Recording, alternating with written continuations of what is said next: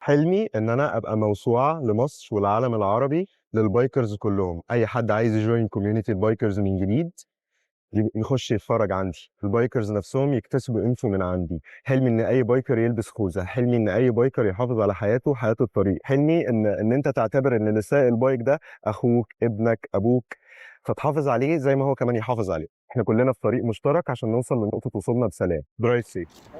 اول مشكله بتواجه اي حد عايز يسوق بايك جديده: تعليم السواقه. الموضوع سهل جدا، بس هي الفكره ان انت السواقه مش ان انت تحرك الحاجه دي بس.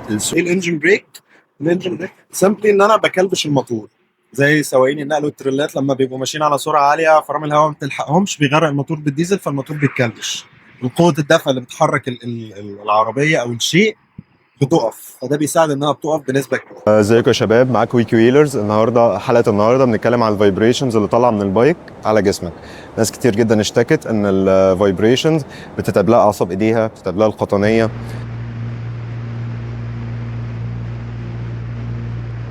طيب اهلك امتى هيقتنعوا ان انت تجيب موتوسيكل؟ لما يشوفوك راجل وقد المسؤوليه وعارف اللي ليك وعارف اللي عليك.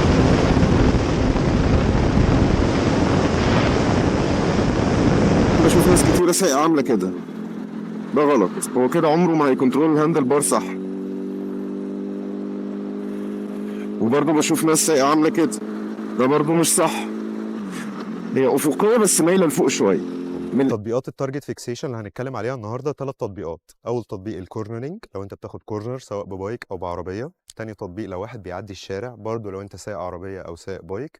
تالت تطبيق لو الطريق وقف فجاه عشان تتفادى الحوادث لا قدر الله. حلقه النهارده هنتكلم عن اخطاء المبتدئين. في مجموعه كده من الاخطاء غالبا معظم المبتدئين في السواقه اللي بيبتدوا جديد يسوقوا بيقعوا فيها. بعد كده لا قدر الله يعمل حادثه بسبب الاخطاء دي، فيرجع يقول لك الموتوسيكل بيموت او الموتوسيكل بيعور ويبطل سواقه موتوسيكل. انزل بالنقلات، النقله السادسه او منزل على الخامسه او منزل على الرابعه، الثالثه، الثانيه، الاولى، ان انا بخلي الموتور هو اللي يكلبش مع الفرامل. التكنيك ده يفضل استخدامه في الطوارئ. انا واحد من الناس ما بستخدموش غير في الطوارئ، ما بستخدمش انجن بريك عمال على بطال. مميزات بقى الهورنت 600 الشخصيه اللي انا شفتها من خلال استخدامي للبايك دي لاكتر من سنه كانت ايه؟ اول حاجه التسارع ممتاز جدا بالنسبه للفئه بتاعتنا. حلقه النهارده ريفيو عن هوندا فراديرو تايب 2. بدايه هوندا انتجت من الموتوسيكل ده 3 موديلات: تايب 1، تايب 2، تايب 3، بدايه من سنه 99 لغايه 2011. الاسطوره الاولانيه، الموتوسيكلات الصيني كلها شكلها وحش يا جماعه. اللي بيحدد شكل الموتوسيكل اللي راكب عليه. الفيرجن اللي معانا النهارده الفيرجن العادي مش الدبل ار. الدبل ار بيبقى خاص بالريسنج شويه، بيبقى فيه شويه تعديلات اكتر خاصه بالتراكات بتاعه الريسنج. في ناس بتلعب لعبه لدرجه انها بتدفع فلوس رشاوي عشان تشيل السالفج ستام من على الموتوسيكل عشان تعرف تبيعه هناك تاني. طبعا ده قليل، الاكتر ان الموتوسيكل بيتباع سالفج وتجار بيشتروه بينزلوه دول وبالاخص مصر. حلقه النهارده عن واحد من اعظم الستريت بايكس اللي كاوازاكي عملتها، زد 1000 موديل 2016. في البدايه زي ما عودناكم هنتكلم على السبيكس بتاعه البايك. اول حاجه ما تعملهاش وانت سايق، ما تتكلمش في التليفون وانت سايق. احنا جبنا الخوذه دي على حسابنا وقررنا نعمل عليها كراش تيست. طيب ببساطه ايه فكره التليين؟ شفت انت التيل والطنابير؟ لما بيبقى التيل والطنابير جداد بياخدوا فتره عشان يطبقوا على بعض. نفس الفكره بالظبط بالنسبه لاجزاء الموتور الداخليه. طيب ايه اللي بيحصل؟ اللي بيحصل الموتوسيكل ده لا ليه قطع غيار بره ولا ليه قطع غيار في مصر. الفايبر هتلاقيه متهالك، الموتور نفسه متهالك، كل اجزاء الموتور متهالكه. للاسف الحلقه دي بعد غياب تقريبا سنه. السبب الثاني بسبب ان انا شخصيا معترض على وضع السوق المصري. في الاول وفي الاخر انا بعتذر لكم عن الغياب وعن التاخير في الحلقات. حلقه النهارده مرتبطه الى حد ما باعتراضي على السوق المصري. خلينا نتكلم الاول ان السوق المصري مش احسن حاجه، مش في الموتوسيكلات بس، في حاجات كتير. احنا مفتقدين مفهوم ان احنا يبقى عندنا كواليتي. يعني انت بتشوف ريفيو عن مطعم بتلاقي الشخص بيروح بيشكر جدا في المطعم وبيقول لك ده احسن حاجه في الدنيا. بتشوف ريفيو عن عربيه نفس الكلام، بتشوف ريفيو عن الموتوسيكل نفس الكلام. هنا انت كواحد اول مره تركب هتفقد حته مهمه جدا، ان انت تركب الحاجه وانت عارف عيوبها. خلينا نكون متفقين ان مفيش حاجه كامله، كل حاجه في الدنيا فيها عيوب وفيها مميزات. حلقه النهارده ريفيو عن تي ان تي 250 موديل 2022. في بدايه الحلقه هنتكلم عن السبيكس بتاعه البايك. السبوبه الثانيه، في تجار الا من رحم ربي برضو ما عندهمش ضمير. عاملين فيديوهات ريفيوهات للموتوسيكلات. معلش يا جماعه، هو انا لو تاجر وعندي موتوسيكل هقول عيوبه كذا وكذا وكذا؟ مستحيل، الا من رحم ربي. فكاني بدي الموتوسيكل بالبوكس لتحت، دي بتحرك الموتوسيكل كده، دي بتستخدمها في الغرز. طيب في عندنا 4 حاجات ممكن تؤدي الى حادثه، الى وفاه بسبب قطع الغيار المضروبه. من حوالي 6-7 سنين انا كان معايا سوزوكي بي كينج، وكنت ماشي على الدائريه على 260 الساعه 2 بالليل، وعملت حادثه موت. والموتوسيكل توتال لوس، وانا زحفت حوالي 120 متر، زحفت مسافه جامده.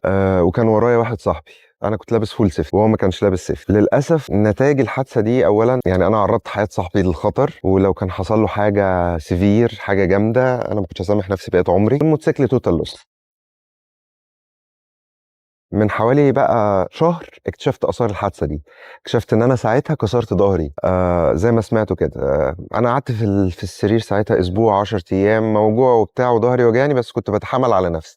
وشويه بشويه ابتديت اتعود على الالم واتجنبه خالص. في عالم السباقات بقى جوه الحلبه العكس، اول نقله لفوق وبعد كده تنزل لتحت مور، بعد كده تاني تالت رابع خامس سادس.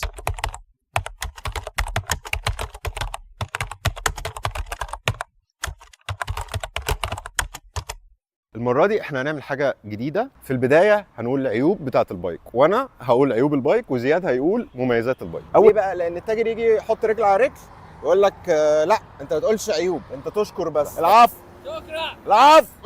ده درايفر، ده درايفر جديد. احنا جايبين درايفر. زياد شايل الترايبود. ده درايفر جديد ده خلاص. لو اوتوماتيك، خد بالك ده. بص، هو احنا واضحين؟ يعني نعمل جدول كده، ماشي.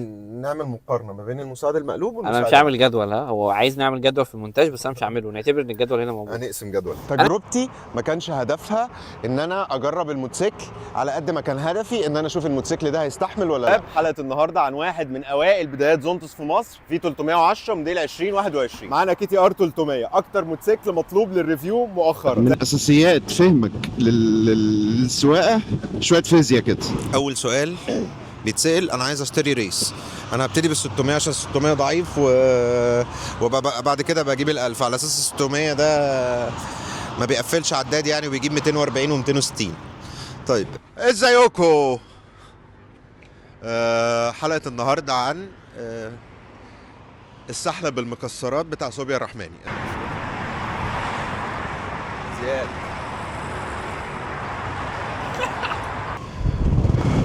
هو السكوتر ده متأمن عليه؟ ننزل بقى بيه من هنا؟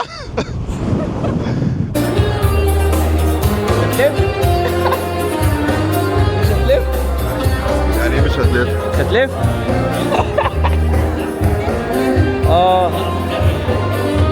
بس اوعى اوعى. لا طرش.